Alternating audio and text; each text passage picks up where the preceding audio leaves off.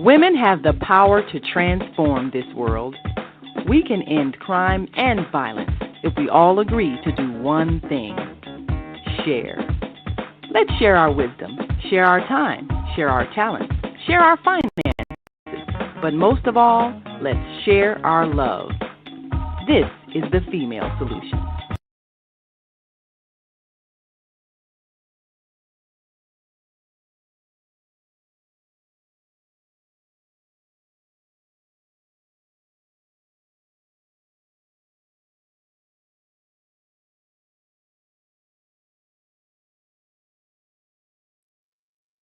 I'm so sorry, y'all, but Mama's on mute. We gonna take her off mute just in a minute. Thank you very much. I'm so sorry. Hey, y'all, we can't hear not one word she said yet. Thank you.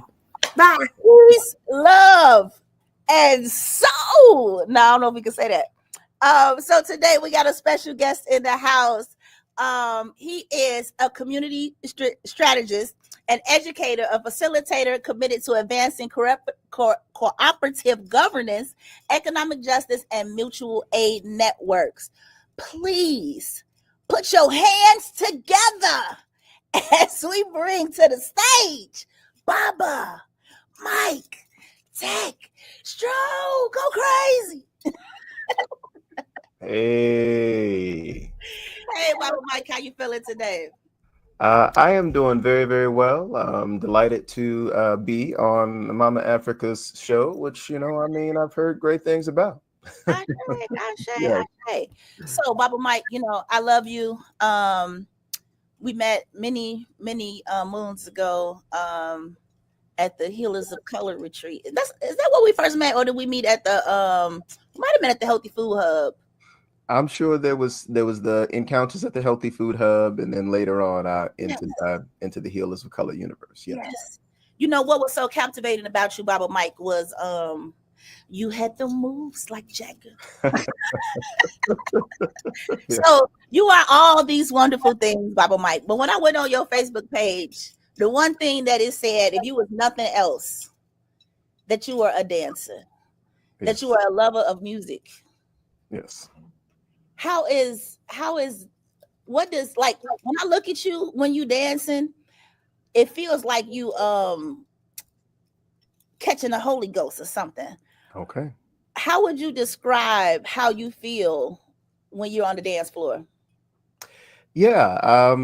So, it wasn't always that way, right? If I go back to freshman year of high school, 1994, Alfred Bonnable in Kenner, Louisiana. I always felt a little awkward, but freshman to sophomore year, the homecoming dance, at that time, the sort of old tune stroking, always was coming on, and Macarena was still, in vogue. But ultimately, like, those are things that like got me into the movement, the physical movement. And then of course down south, we got bounce music. And then later on, moving to Chicago, returning to Chicago, rather. I was born here and raised there in Louisiana.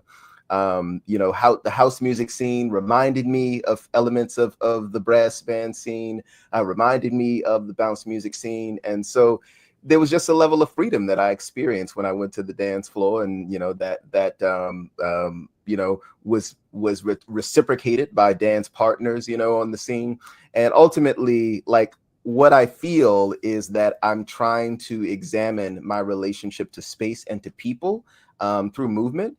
And that's effectively what I'm doing on the dance floor. I'm having different conversations, and I'm enjoying these different conversations. So ultimately, what I feel is that I'm deeper in relationship to people when I've moved next to them. Okay. And you do move and you engage, and anybody that dares to stand next and engage with Baba Mike is in for a treat. That is for sure. Now, I see this picture a lot on your page. Mm-hmm. What's going on here? Please talk about this. Absolutely. So this is this is the dance partner. Like, maybe I got like other dance partners, but this is the dance partner, my dance partner, Erica Jarvis. She definitely was I saw her. Absolutely. Yeah. We met on the house music scene Man, in fact, we just wrote a bio for each other because we're doing this show with Art Chat Daddy Sims. But 10 years. We've been dancing together for about 10 years. And I mean, maybe Betty's Blue Star, I don't know, it was some club. I mean, but effectively we had a jam, we connected, there was magnetism, and eventually we started doing this this act, or rather I expanded on the act she was already doing. She does Josephine Baker, and I expanded on that act by showing up as Josephine Baker's dance partner, Joe Alex. And so this is just a move that we built for the first show that we did, and we have just continued to like elaborate and expand on that show over time. So me and Erica doing Josephine Baker and Joe Alex. It's beautiful. It's very beautiful. You had a few other ones, but this one is one of my personal favorites, so I brought it on. I do want to get just one little clip. I had to open up with the dancing because I feel like at the end of the day, all these other things is beautiful, but I feel like Baba Mike is definitely all about the energy of expressing yourself through dance. Yes. We're gonna play this video real quick of you dancing. Let's see if we can get it up here.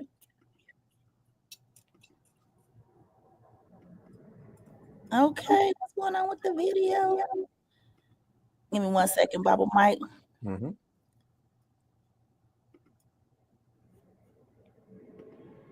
Oh, it's not letting me do it. We probably had to wait for Mama to do it. Let's see, one more time. All right, I ain't gonna worry about it because we having technical difficulties. But we do have a clip of you dancing. Hopefully we'll get a chance to watch it before the show is over. Mm-hmm. But getting right into the more, technical things, I would like to talk about the Kola Nut Collaborative. Yes. That was one of the things when we first met at one of the Healers of Color retreats. It was a sister. Oh, that's the video.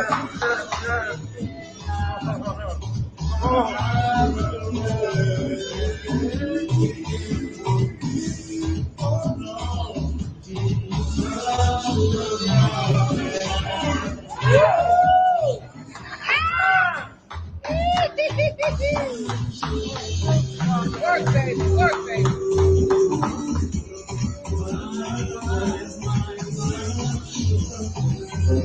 And see, the people don't even know, like, this was just the stuff that was going on the side.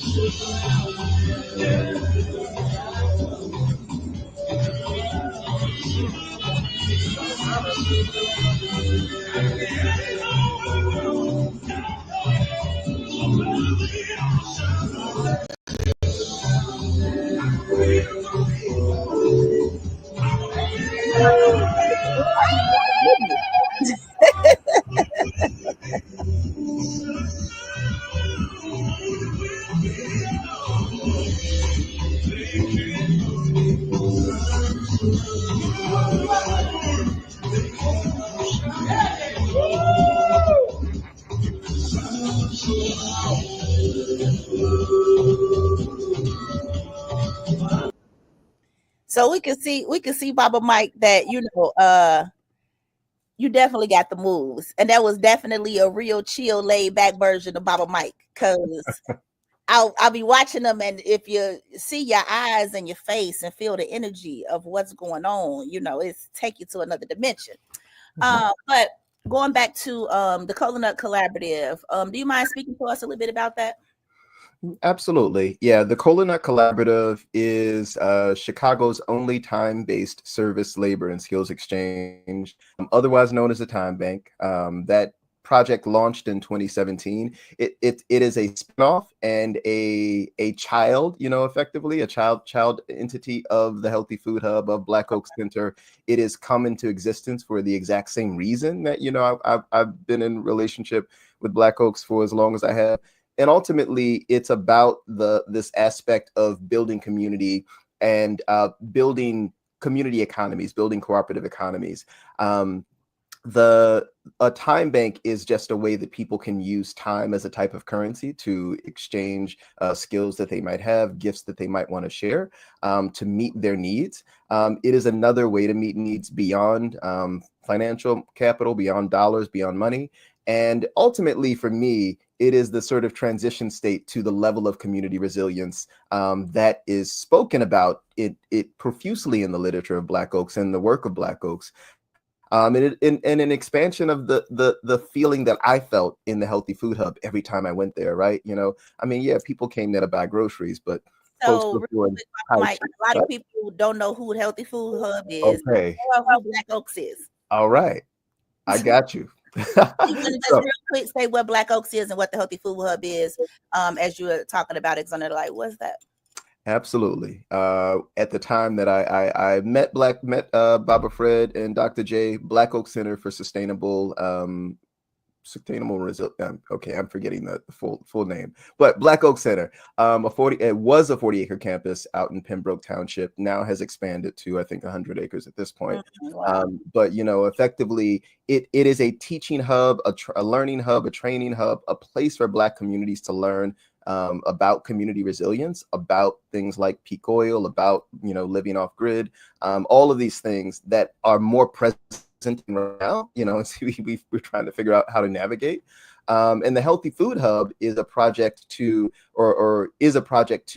help folks understand the larger food web, the regional food system, and the need for control of a regional food system, especially for Black communities, where food insecurity is certainly high, where we are not always necessarily getting the right type of foods that we need from our community grocery stores or whatnot. So yeah, Black Oak Center, Healthy Food Hub are those places for community resilience and food security. Okay. So a lot of people are panicking, because dude in the office. I feel like when I first heard about time banking, of course I was sold. It makes a lot of sense. Mm-hmm. How could people start time banking like in their like a small community of folks? Like how would you do you have a suggestion for people who may be like in a small, like say for instance, let's just say Mama Africa's community, right?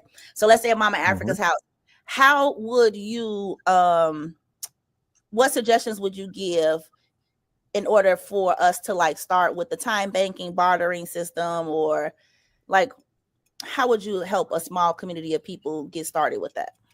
Yes. So the first thing I would do is I would say, don't do what I did, right? I started with the platform. I started with the technology because I'm a geek, right? And I'm like, oh, like technology, like that's the barrier to people actually doing this.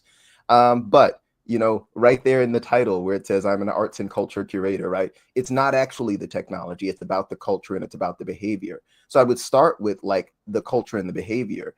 And to that end, one of the practices that I picked up as a part of my work around the time banking and around establishing Kola Nut Collaborative is something called the Offers and Needs Market, which I learned from an organization called Post Growth Institute, and later would become a trainer in the Offers and Needs Market training. But the Offers and Needs Market is founded on some really basic premises, right? You start with this idea of just giving people silent time to reflect. And you'll bring them into a space, you'll gather them together, you'll prepare the space for them to reflect on the things that they want to offer to one another and reflect on the things that they need from one another. And you'll take them through some successive rounds of reflection where they're writing those things down and documenting those things. And once they have those things down, you're doing some breakout spaces or sessions where you'll actually have people going around in circle and sharing. Here's one thing that I have to offer. Here's another thing that I have to offer. And effectively what you're doing is you're building a miniature time bank in the room. And once you have that established, once you have the pattern established, the behavior established, the culture established, the technology is really easy to kind of line up after that. Like there are lots of other systems on which you can actually do time bank trading. So the first thing that I recommend to folks is do that level of organizing work first. Be able to get some people in a room. Once you've got those people in a room, run an offers and needs market, do it a few different times, like, run it up to 3 times. And once you've done that, then people might actually be clamoring for you to say, we actually need to put this on a database. We actually need to have a platform for this. So that would be my recommendation if someone wants to launch a time bank. And certainly the Kola Nut Collaborative has an open platform if anyone wants to do time banking. But if they just want to learn the offers and needs market, they can certainly reach out to me, and I'm happy to support them with that. Okay. We got Mama says she used to sell her homegrown collard greens at the Healthy Food Hub. Absolutely. Mama Naima Latif, I remember it. Yes. So yeah, I might have to get you out here to the shop, and I think I'm interested, Baba Mike, if you are interested in consulting on that. Speaking of consulting, I do believe that you have a consulting firm. Yes, I mean, as an extension of my work with the Kola Nut Collaborative. So the Kola Nut Collaborative starts as this effort of me just trying to help people learn about time banking and to expand their awareness of it. But in the course of doing that, very naturally, I learned lots of things around community engagement. I learned lots of things around cooperative development. And so, as an expansion of my work around the Kola Nut Collaborative, I started Kola Community Solutions. That allows me to consult now with folks who are doing worker cooperatives, folks who are doing worker self-directed nonprofits, folks who want to build out cooperative culture models, and so it's the rubric under which I do all of my workshop and my training. But ultimately what I'm trying to do is I'm trying to help people find the sort of the keys to these cultural transformations that they're trying to enact, either in their community or in their organizations, and that is another area that I'm happy to support people through. Ashe. Is that expensive? Here's what I'll say, right? And this is because I have operated around time banking so long, right? I value reciprocal exchanges where we value one another, right? And so, there's lots of, I've done sufficient amount pro bono and for free. And, there's some places in which I'm still happy to do that. And I've had very rewarding paid relationships and paid clients. And so I've got a good mix of both. I'm not necessarily itching for another. And every time I take on a client, I'm taking on a client because I believe in the work that they do. And so if I believe in the work that you do and I have sufficient capacity, I absolutely might work on your project for free. And if I'm feeling a little less attracted to the project, I mean, hey, you might get a higher price. I just want to be honest about that, right? But it's mostly because I'm trying to manage my capacity, and I'm trying to manage my gifts, my creativity, my desire to explore. But hey, ultimately, in relationship, many things are possible. Yes. Well, that was leading up to my question. Do you believe in what? No, just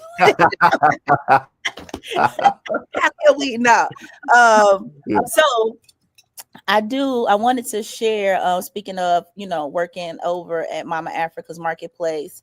You have been doing the Peace Circle every third Wednesday at Mama Africa's Marketplace. Now, I thought I knew what a Peace Circle was. And then I sat down and talked to you about what a Peace Circle was. And I was opened up to a different version of what I thought Peace Circles were.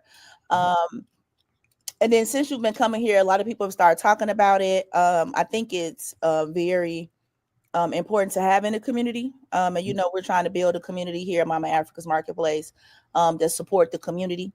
So do you mind speaking about what a Peace Circle is and the Peace Circles that you do here at Mama Africa's Marketplace?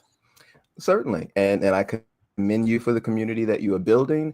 I started to first attend Peace Circles back in maybe 2018. And at the time I was going up to Rogers Park, where, the organization now called Circles and Ciphers was, facilitating the Rogers Park Community Peace Circle. And You know, that was my first initial experience with the Peace Circle idea. And what I appreciated about it was that it was a space for people to decompress, for people to share, for people to be in conversation.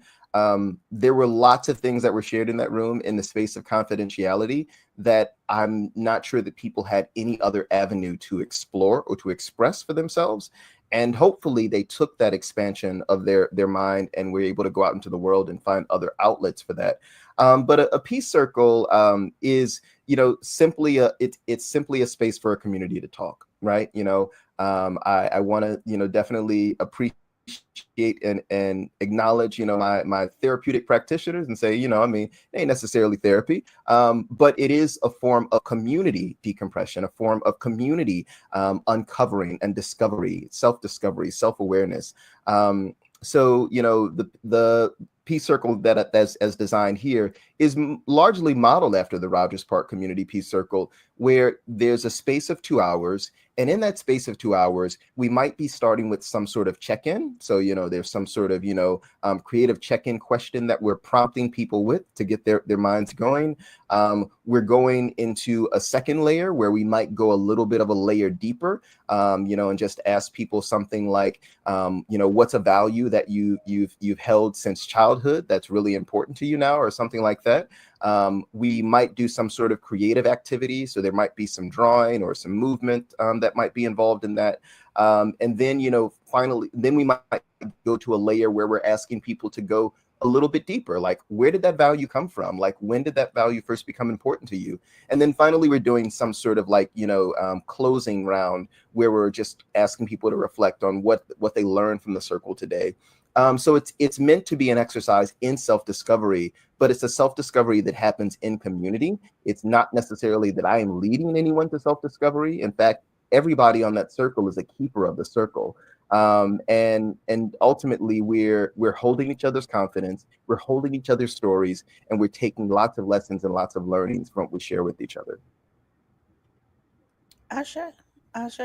I'm definitely looking forward to learning from you, um, holding it down, you know, and then hopefully allowing it to grow and support the community here. You know, we need a lot of therapy and spaces where we can talk and heal. And it sounds like a very safe space for that. So thank you for even bringing that to the space. I didn't even know, you know, it was something that we needed, but it's definitely something that we need. It's definitely something that's valued. So thank you so much for committing every third Wednesday. You have been here going strong. Baba Mike bring the gadgets. He have instruments, cards, books, crayons, markers, pens, whatever you need to go deep and to feel comfortable and to express yourself.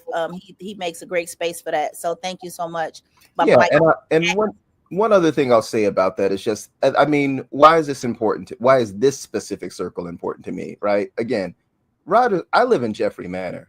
Rogers Park is an hour and a half away from me, and I was like, I really want this to happen on the South Side. And while there have been circles that have come and gone, a steady, stable community that's expansive has been just really challenging for me to find. And I need this as much for myself as I need this for, you know, as I want to have it for others. So ultimately, this is a space that I ultimately want to be an institution that can live on and move around the community. And so, yeah, that's why it's important. So again, thank you. I'm honored to be the place that you chose to do that at, and to be able to have a space, Mama Africa's, to be able to provide those types of things to the community. I'm also grateful for the space for that as well. We have to take a quick commercial break. After these messages, we'll be right. Hi, I'm Naima Latif, and if you're watching this, that means you're one of the 4.6 billion people from around the world who are using an electronic device to talk to people. In these times, people are using the internet to talk to everybody. Friends, neighbors, family members, co-workers. People are on their cell phones and computers all day long. Now, if you're in business, that is great news. That means you can sell your products and services all day long and never have to leave your home. All you need is a media connection, somebody to connect you to an audience. And that's why I'm talking to you today. We produce programs, and our audience members are people who shop. They buy clothes, food, beauty supplies, cleaning supplies, home repair, transportation services, child care services. Whatever you're selling, they need to buy it. We're your media connection. Just follow this link, and tomorrow you can sit back and relax at home while your business is making you money.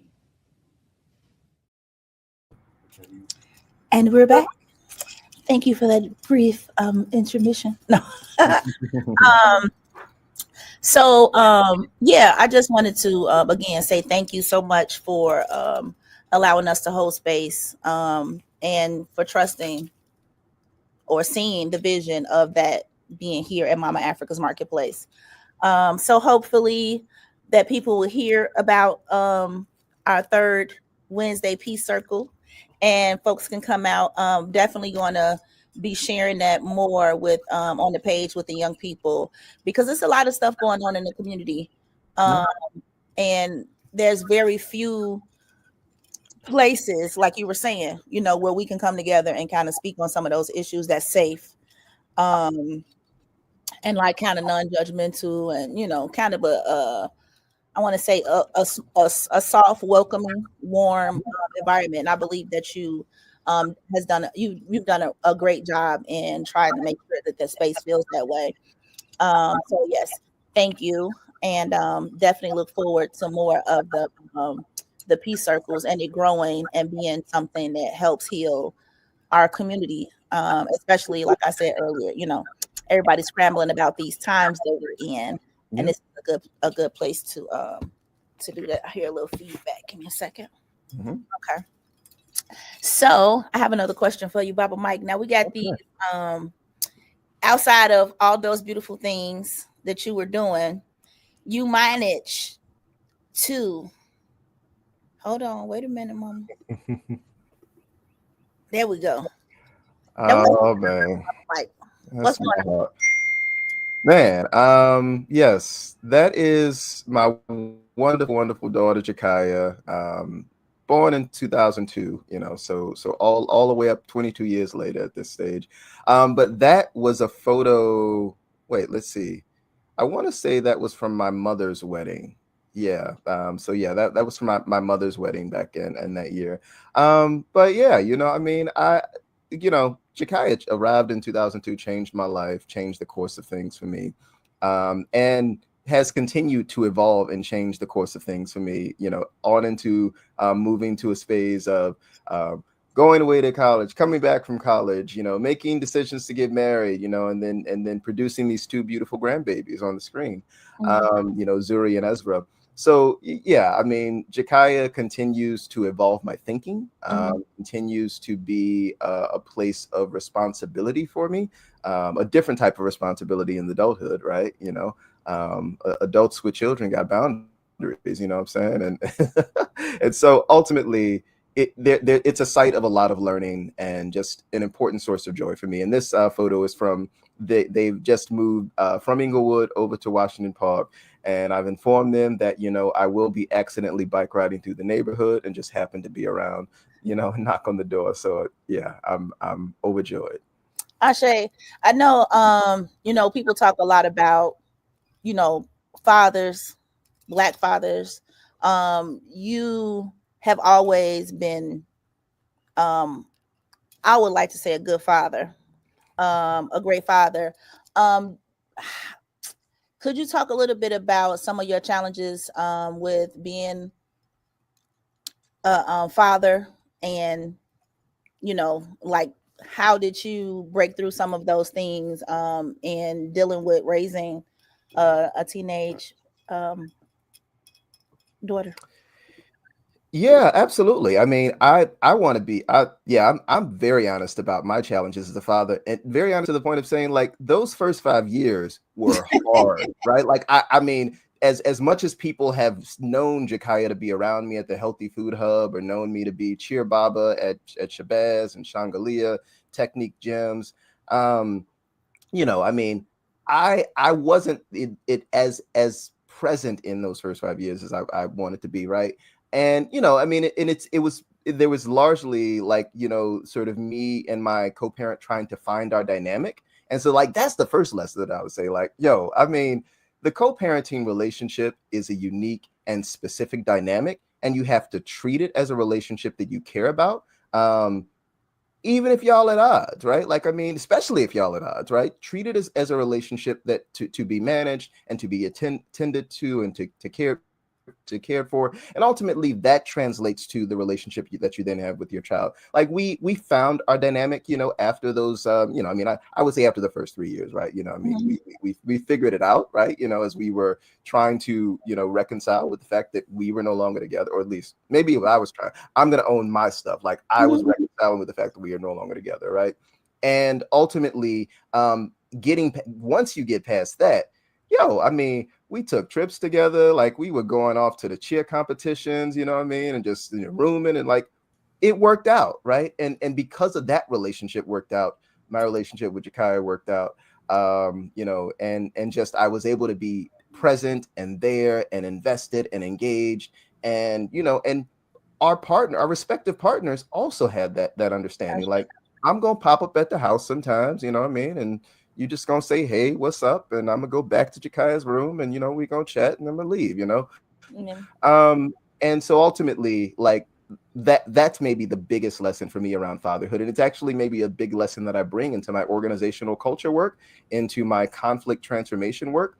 All of it is about the management of interpersonal relationships. And for years, me and my co-parent, Aset, you know, have talked about like, we should have a panel. We should write a book. People want us to talk about co-parenting, even though we're 22 years on in that journey. And I mean, we're into our respective, you know, post-adult lives, you know, at this stage. So, I mean, I think it's very important. That's why I wanted to mention it, because of course, it's a lot of situations out here where folks are co-parenting. And a lot of situations where folks aren't co-parenting because they don't know how to co-parent or how to gain access or support to, you know, be able to work that out. So yeah, that's why I kind of wanted to ask. So yes, if you guys are thinking about doing it, I think it's very important in our community as well. Even if it's like a support group or something, but definitely you are a very supportive father. I know that you with the cheers and you was there and everything. So thank you for being a strong role model and father. I appreciate you, and not only for your daughter, but for the community. Baba Mike, we got many videos of Baba Mike dancing with the children, you know, playing with the young folks. I just saw a video of you and Ayo the other day on there dancing somewhere. So thank you for, you know, not only, like I said, being a father figure for your daughter, but also for the community, because we do need more strong Black role models in our community. So thank you for that, Baba Mike.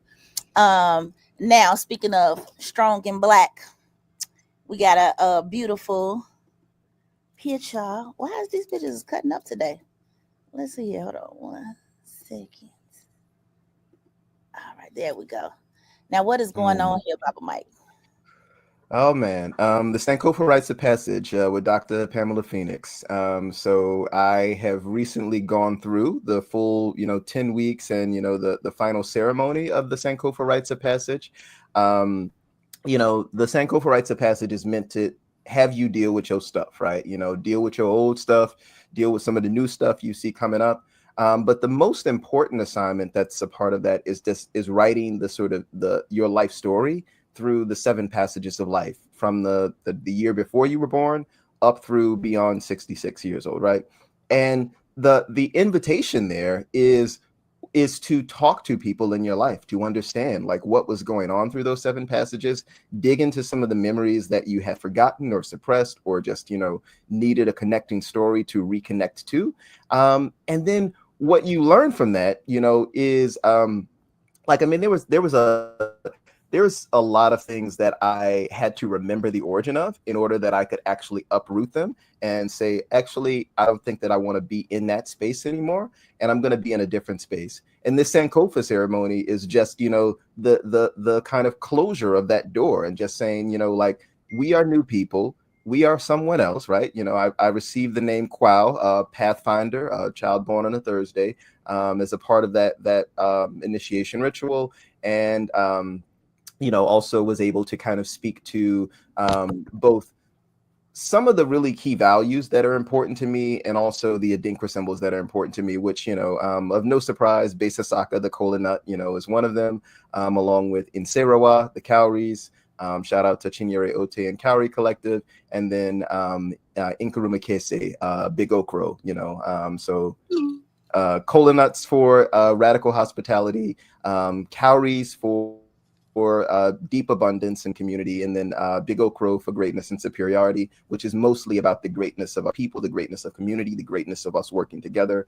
And so those were the things that I picked up in that ceremony, and I was able to also in that ceremony share the gift that I'm taking up now, which is storytelling. I've been a 2-time attendee at the National Association of Black Storytellers Festival and Conference. And, ultimately, I'm learning more about Black storytelling as a specific art, that is for our community, right? Which is about folklore, which is about, sort of our personal narrative and our real-time storytelling, which is about movement, which is about dance, which is about characters. And so ultimately, that's another thing that I was able to share as a part of that ceremony. Ashay, I did see you a little clip of you with a stick, and you was talking about something. So I mean, I don't know if this is too much to ask, but could you give us like a 3-minute breakdown snippet of a storytelling? Certainly. Let's go. This is maybe the miniature version of the head tree, right? Let me tell you about the head tree. Do you know about this man that had a tree growing out of his head? Okay. So man wakes up one day and he starts to tap on his head, and he's like, what is that? What is happening up here? Right. And, he looks at his wife and he says, what do you see? And she says, there's a tree growing out of your head. And this man is like, oh my God, there's a tree growing out of my head. Can't you cut it out? Can't you get some scissors? Can't you get an axe or something? And she's like, you fool, you will bleed to death. Why don't you go to that root woman on the side of the mountain, and she can help you with that tree? Man has to traipse through the village. He's getting pointed at by onlookers and people staring, and they're saying like, oh, look at that man with that tree on his head. But he makes it through the stairs, and he finally gets to the root woman, and the root woman says, well, my mama told me that you must have done something really bad to have a tree growing out of your head. And the man's like, what? That's not me. That's not my style. And she's like, well, you must have been planning to do something bad. And so she says, here, take this ointment, apply it to your head once a day for 5 days, that tree will fall off. And the man says, oh, thank you so very much. So he heads home. He applies the ointment to his head. The tree falls off. And, but what he owed that woman something in relationship. She said that he owed him 5 of his finest cows. And when it came time to pay, that man said, biddy on that old woman. I don't know her no cows. And so ultimately that tree starts to come back. And the man's like, oh my God, the tree is back. He goes to the root woman and he says, the tree didn't come back. And she say, I told you was going to do something bad. Yeah, I'm going to take you up again. But now you owe me 10 cows. And the man goes, he takes the ointment. He says, okay. Puts the ointment on his head, sends the woman her 10 cows. Tree never returns. And Baba Amir of the Cleveland Association of Black Storytellers told me to tell you, do what you say you gonna do, because you might not grow a tree from your head, but something just as bad could happen. Ashay, look at that. Not only a story, but wisdom. Some wisdom. Come on now, Baba Mike. Yes, sir. That was a beautiful story, which kind of is, I've been looking, you got it on here, so I'm asking. What do we have here in the corner behind you? Well, in the corner behind me, we have my developing altar. Now, I've gotten lots of feedback on different ways to approach my altar building, different things that I've put there that, folks were like, well, you maybe should move that one away. We shouldn't have no current people over there if you're going to have ancestors in that corner.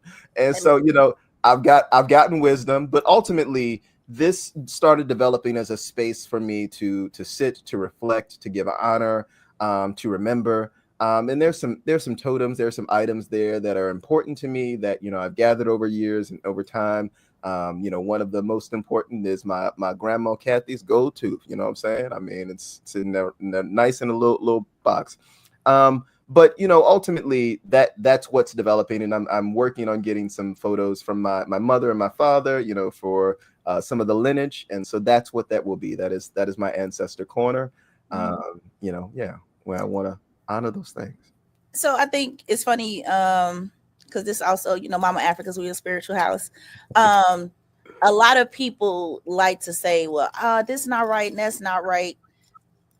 It's an altar that you made from your heart for your people. You know what I mean? So it's right. And as it develops and grows and changes into things that it's supposed to be, then that's fine. But exactly what it have, I mean, it's beautiful. It definitely caught my eye. It's definitely speaking.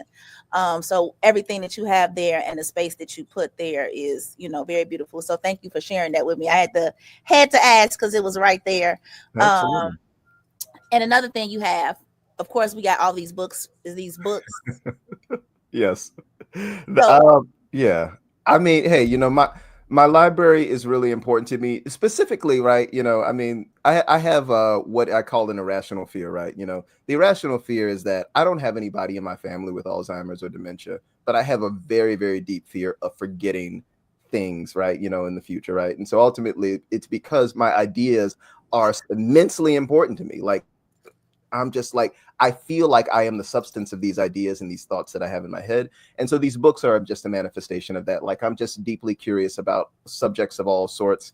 I've got books up here, you know, about the Nile Valley. I've got books up here about management. I've got books up here about trust, you know, and circle keeping, just a range of different topics. And ultimately, I'm not going to say that I read all these books. Like, I just want to be honest. Like, I have touched some of these books and I've read 10 pages and I put it back on the shelf. But I am in a practice, your daily practice of actually sitting down and reading and completing, you know, books, you know, over the course of life.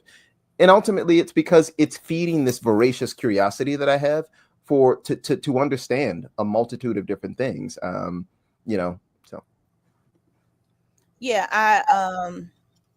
I have not seen, but have heard about this beautiful collection of decks that you have. Yes. What Yes. got you started in the decks, and what is your draw to decks? And tell us a little bit about your favorite deck. Yeah. Okay. So what got me started in Dex is circle practice, right? It's both circle practice and facilitation, right? And so this idea of facilitation, of just like making things easier for groups, making it easier for groups to talk to each other. And decks just being a way, I mean, a lot of them are talking decks. So they're talking games, talking cards, you know, rapid fire storytelling. I've got the moth storytelling deck. I've got, you know, some other, you know, decks that deal with just like check-in questions and prompts. But what got me started in the decks was just this idea that sometimes people need some support in when they're coming together in groups to get into a conversation that's meaningful. I struggle with like small talk. Like, I don't do a whole lot of small talk. And so sometimes using a facilitative tool to get into a different level of conversation with the group is valuable and necessary. So yeah, I think, you know, the decks that I often bring around are the Raising Free People deck, which is about, you know, it's mostly about designing your unschooling journey as a parent, but also the questions that are posed in that deck are really about how can I liberate my thinking in other ways? You know, what is the design that's needed for me to actually grow and learn as a person? And so that's a really important deck for me. The Building Utopia deck, you know, which is really about this idea of like asking questions that get us to this utopian vision that we have for ourselves and our communities. So it's a facilitative deck that can kind of walk people through a process there. Of imagining, you know, what is the future? What is the future that I'm building? What is the worldview that I'm building from? And what is the world building activity and exercise that I'm carrying out? The Yeah, and then there's another deck. I think I'll probably also, so maybe I'll cite the three, right? You know, the talked about the Building Utopia deck. I talked about the Moth Storytelling deck, and then I'll talk about the and the Raising Free People deck, and then I'll finally just talk about the polyamory deck. You know, now you know, not everybody's polyamorous. I'm certainly not polyamorous, right? You know, I mean, I love a lot of people, but you know, I mean, I am in a relationship with one person, and I appreciate and value. Love you, Sona. And you know, but the polyamory deck is actually about asking the types of questions that get people to an understanding of what type of relationship they want with the people in their lives. And you know, I was talking to friend Sia last night, and one of the things that, you know, me and Sia were chatting about was that, you know, we're like, look, people need to be more intentional about friendships, even, right? You know, we're very intentional about like choosing an intimate partner because that's a specific type of partnership. But, you know, we're kind of loose about our friendships, and, you know, we don't always maintain them or tend to them or actually invest time in them. And actually being in a conversation with a friend about what type of friendship is this? What are the boundaries that we have with each other? What are the ways that you can call on me if you need me? And that polyamory deck actually invites people to ask questions of that nature of all of their relationships. So that's another important thing that we need in our communities, those types of conversations. Yeah. So yes, and of course I do love me some Sia as well. I did see y'all on the Facebook dancing in that video. I had too. Yes. Yeah, I think it is very important to make sure that we have those types of conversations. So I didn't even realize, you know, how valuable decks were. So you have enlightened me on so many things, Baba Mike. I'm also still very much so waiting on my dance lessons and for you to usher out of me the hidden dancer within. But yeah, so I mean, we are trying to get you here and bring some of those decks. You do bring your decks to the Peace Circle. Yes. But just to know a little bit more about those decks, I'm definitely excited about hopefully having you with some of those decks in the shop. I would like to definitely experience some of those things. It sounds awesome. So thank you for sharing that. Now we got one more little thing coming here. Now what's going on here, Baba Mike? What was that? Was that the I don't, you know, what was I doing at ETA? Okay, I thought you was up there storytelling. I'm like, come on, Baba Mike, you at the ETA. I don't remember what that. I mean, it was a party. It was probably a party. You know, I mean, what you see on my back is my bag. This look like a party, right? So I mean, yeah, I'm. You know, look, if you're on the house scene, you'll see me on the house scene. I'm just saying. So if you're coming to Chicago and you're coming to house music dance, you probably will see me out there. But yeah, I mean, I bring my instruments everywhere I go in terms of the house scene. That's another facilitative tool, right? You know, so in addition to dancing on the house scene, I'm playing my claves, I'm playing my tambourines, I'm playing my bells and my blocks.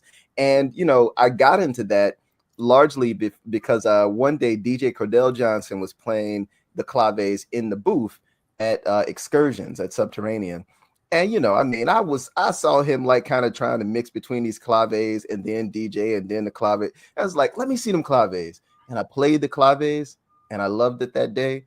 And I have just grown my instrument collection ever since. So, you know, whenever you see me out here dancing on the scene, I'm probably playing an instrument. And certainly Dwayne Powell is, you know, a recipient of many of my instrumental solos. You know, I know his cuts and his tracks and I know where his breakdowns are.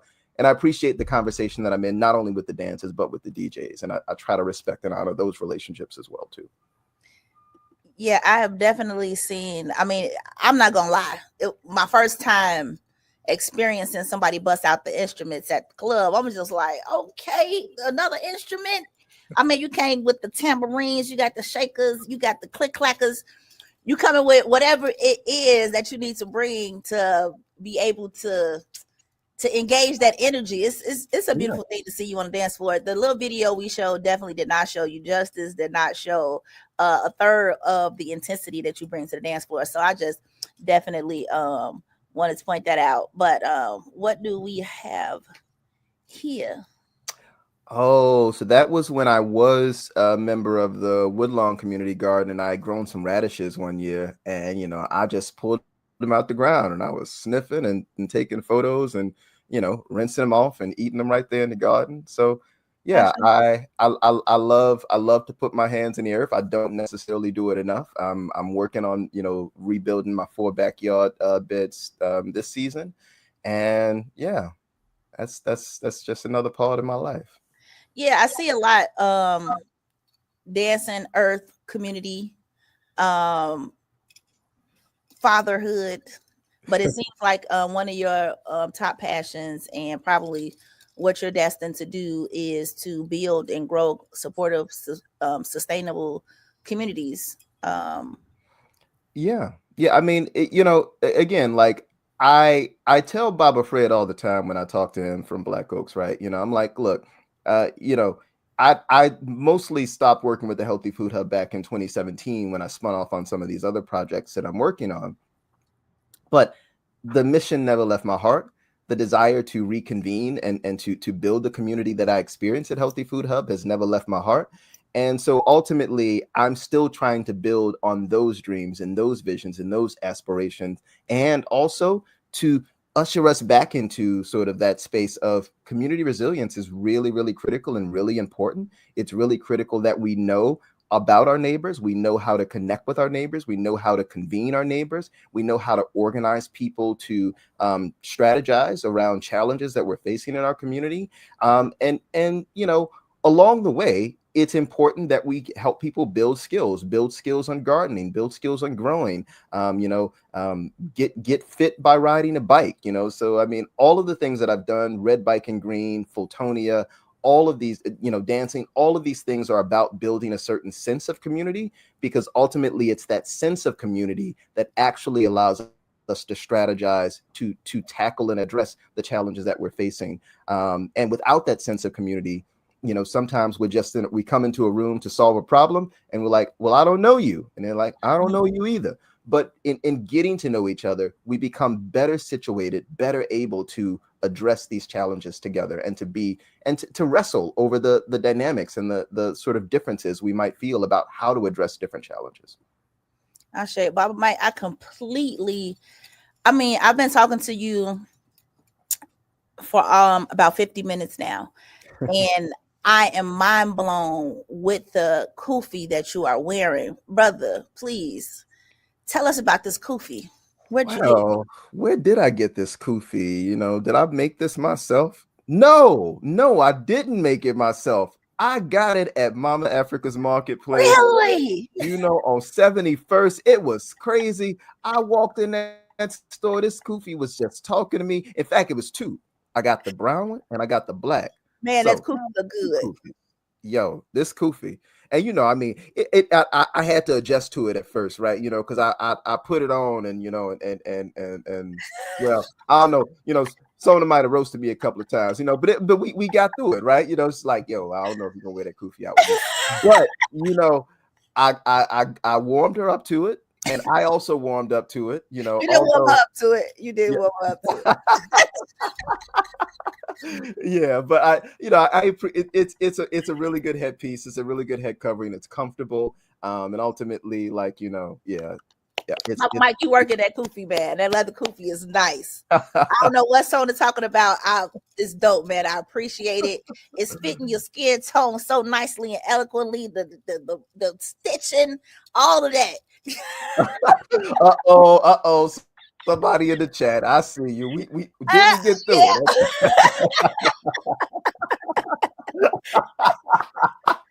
That one at all. Right in. She might just popped in. Her energy sort of like pop in. It is right. So yes, I just want to compliment you on a beautiful, lovely kufi. Definitely keep rocking that kufi and keep giving shout outs to Mama Africa's Marketplace when you do. Yeah.